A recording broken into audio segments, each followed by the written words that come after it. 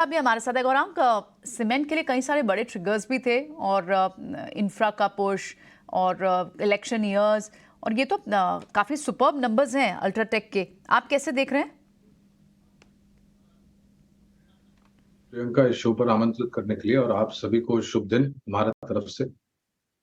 ये क्षेत्र हमें तब भी पसंद आता था जब बारिश के मौसम में कमूमन यही अनुमान लगाते हैं कि निर्माण कार्य की गति धीमी पड़ती है, लेकिन पिछले कुछ सालों से अगर आप देखें और जिस प्रकार से आर&डी के तहत जो गीली सीमेंट कंक्रीट पहले कई हफ्ते लगाती थी सूखने के लिए, अब मात्र कुछ दिनों में ही वो गीली सीमेंट सूख जाती है और एक बहुत ही मजबूत सक्षम ढांचा खड़ा होता है।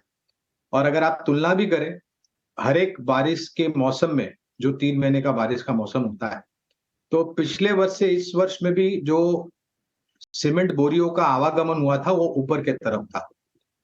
अब एक दिक्कत ये है, छोटी या मध्यम अवधि की बात कर रहा हूँ, 5 राज्य के चुनाव है, अगले साल एक बड़ा चुनाव। कोड ऑफ कॉन्डक्ट आते ही मेरे ख्याल से सभी प्रकार के प्रोजेक्ट्स पर रोक लग जाएगी कुछ समय के लिए, छोटी मध्यम अवधि के लिए, लेकिन उसके पश्चात मेरे ख्याल से निर्माण कार्य फिर से गति पकड़ेगा। ये मैं बात कर रहा हूँ राज्य स्तर पर जो प्रोजेक्ट चल रहे हैं उसकी, और केंद्रीय सरकार जो है हमारी, उसके तरफ से। लेकिन रियल एस्टेट सेक्टर जो एक सबसे बड़ा खपत करने वाला क्षेत्र है, उसका ढांचा यानी कि दशा और दिशा ठीक लग रही है। प्रोजेक्ट्स काफी आ रहे हैं, निजी कंपनियां केपेक्स कर रही है, वहां पर भी सीमेंट की खपत होगी। तो सीमेंट सेक्टर पर कुल मिलाकर के 7 या 8 कंपनियां हैं, दिग्गज और मझौली, जहां पर खरीदारी की राय है। और जो अल्ट्राटेक के ऊपर आपने प्रश्न पूछा है, तो उस पर भी खरीदारी की राय है। इस क्षेत्र की दिग्गज कंपनी, सबसे बड़ी उत्पादन क्षमता इनके पास है। और हाल ही में कुछ हफ्ते पहले सीमेंट के बोरियों के दाम बढ़े थे, और हमारा अनुमान और आकलन यह कहता है कि आने वाले भविष्य में भी सीमेंट के बोरियों के दाम बढ़ेंगे। लागत खर्च को लेकर के जो दिक्कतें थी वो इतिहास हो चुकी है, और मुनाफे के जो मार्जिन है वो यहाँ से और मजबूत होते हुए दिखाई देंगे आप। चलिए ठीक है, तो आपको वैसे भी ये पसंद आता है स्पेस। आप फंडामेंटल राय पहले भी सीमेंट स्टॉक्स पर देख चुके हैं, और आप नंबर्स के बाद देखें अल्ट्राटेक में हरी कैंडल्स, ग्रीन कैंडल्स बनते हुए ऊपर की तरफ 1.5% की तेजी आप देख भी रहे हैं। और सीमेंट में आप देखें तो आज सुबह भी अच्छी खासी, जब बाजार वीक था तो सीमेंट के कुछ काउंटर्स है जिनमें वीकनेस नहीं थी, इनफैक्ट उसमें शॉर्ट्स कवर हो रहे थे, चाहे इंडिया सीमेंट्स हो, अंबुजा सीमेंट एक कंसोलिडेशन के बाद हो, क्योंकि पूरे स्पेस के नंबर्स ठीक ठाक आने और रब ऑफ दिखता है स्पेस पे भी। चलिए, ये तो बात हुई सीमेंट स्पेस की, लेकिन कौन कौन से स्पेसेस हैं जहाँ नंबर्स, और हालांकि कई सारे स्पेसेस, बिकॉज इसमें अर्निंग्स के ट्रिगर हैं। अब आप यहाँ देखें तो बहुत काफ़ी दिनों से टेक्सटाइल के कुछ काउंटर्स, अब ब्रांडेड फैशन रिटेल के काउंटर्स पिछले हफ्ते से ही चल रहे हैं। स्पेस के भी नंबर्स अच्छे हैं, और जो एक्सपोर्ट ओरिएंटेड मार्केट को केटर करते हैं, इंडो काउंट जैसे, वेल्सपन इंडिया जैसे काउंटर, उनमें भी अच्छी एक मूव दिख रही है। Textile counters, branded fashion retail counter, इस पूरे स्पेस में आपकी टॉप बेट्स क्या है?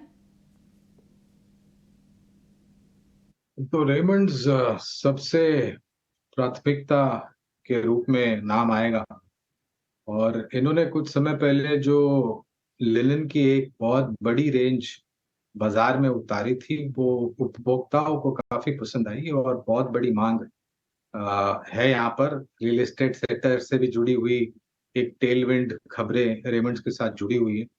इसके अलावा वर्धमान टेक्सटाइल्स है, केवल किरण क्लोथिंग नामक एक कंपनी है, आदित्य बिरला फैशन जो कि सीधे सीधे टेक्सटाइल में नहीं बट रिटेल में है, और मेरे ख्याल से जो सबसे आखिर में अधिग्रहण किया, जिसको खबर को लेकर के बाजार में मूल्यांकन को लेकर के थोड़ी बहुत चिंताएं थी, वो अब इतिहास हो चुकी है। और हमारा ये मानना है कि जो भी अधिग्रहण करना था आदित्य बिरला फैशन को, वो कमूमन हो चुका है। अब यहाँ से जो करना होगा वो है बड़ी बड़ी ब्रांड्स को कैसे प्रमोट करते हैं, और किस प्रकार से ये ज्यादा से ज्यादा बाजार का जो मार्केट शेयर है वो हासिल करते हैं। तो ये कुछ नाम है टेक्सटाइल क्षेत्र से जुड़ी हुई कंपनियों पर जहां पर हमारी नजर है। गौरांग, मार्केटिंग कंपनीज पे जा रही गौरांग सर होंगे हमारे साथ। गौरांग सर, आपने काफ़ी लंबे समय से इन कंपनीज को देखा। एक ज़माना था जब इनको ऑयल बॉन्ड मिला करते थे, फिर दूसरा ज़माना आया जब सरकार ने डीरेगुलेशन किया, फिर डीरेगुलेशन भी डिल्यूटेड होते हुए देखा, चुनाव आ जाते हैं तो डीरेगुलेशन गुम हो जाता है। लेकिन फिर भी जो भी हो रहा है, अब ये ना धीरे धीरे करके कंपनीज अपने आप को बदल भी रही हैं। अब ये सिर्फ पेट्रोलियम कंपनीज नहीं है, हमने कई मैनेजमेंट से बातचीत करने में पता लगा वे CNG स्टेशंस भी लगा रही हैं अपने यहाँ पे, और हो सकता है भविष्य में ई-व्हीकल्स के लिए चार्जिंग स्टेशंस भी लगाएं। आज जिस BPCL पे हम पेट्रोल भरवाते हैं ना, हो सकता है 20 साल बाद वहाँ पे अपनी गाड़ी चार्ज करवा रहे हो, वो BPCL का ही प्लांट होगा। तो आप मेरे को जरा ये बताइए कि मेरे को लॉन्ग टर्म के पॉइंट ऑफ व्यू से BPCL, IOC, HPCL ठीक लग रही है कि कंपनी आपको? तीनों ऑयल मार्केटिंग कंपनीज पर लंबी अवधि के लिए हमारी खरीदारी की राय है, लेकिन दिक्कत एक नहीं अनेक है। फिलहाल तो जो खाड़ी में संकट हो रहा है उसको लेकर के कच्चे तेल के दाम $90 प्रति बैरल ब्रेंट के चल रहे हैं और उसी के करीब करीबन NYMEX के चल रहे हैं।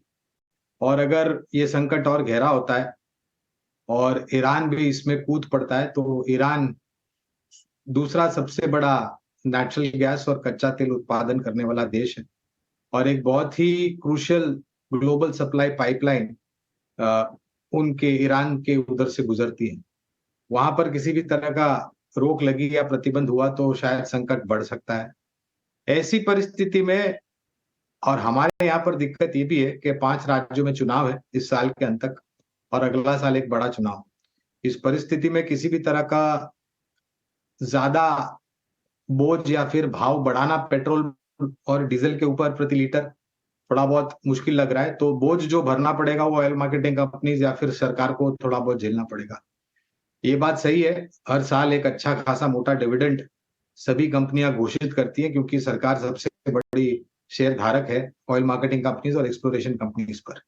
ग्रीन एनर्जी को लेकर के, ग्रीन हाइड्रोजन को लेकर के, चार्जिंग स्टेशन को लेकर के, CNG में और डिस्ट्रीब्यूशन पाइपलाइन बढ़ाने को लेकर के समय लगेगा। जो हम बात कर रहे हैं भविष्य की डिम्पी, वो इतना आसान नहीं होगा, समय लगेगा ये पूरा परिवर्तन आने के लिए। लेकिन तब तक क्या आप इंतजार कर सकते हैं, ये बहुत बड़ा प्रश्न है। कर सकते हैं, डिविडेंड के आधार पर आपको निवेश करना है तो आप बिल्कुल कर सकते हैं। लेकिन अभी तो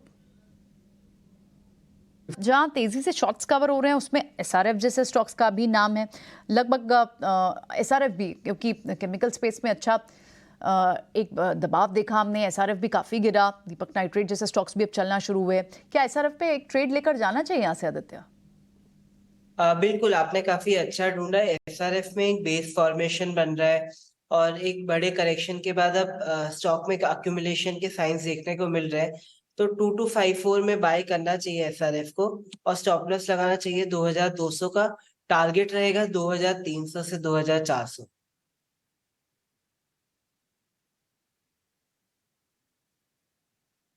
हम सुबह के सत्र में भी देख रहे थे, वहां से कमजोरी और बढ़ी, 4.5-5% अब ये शेयर नीचे है।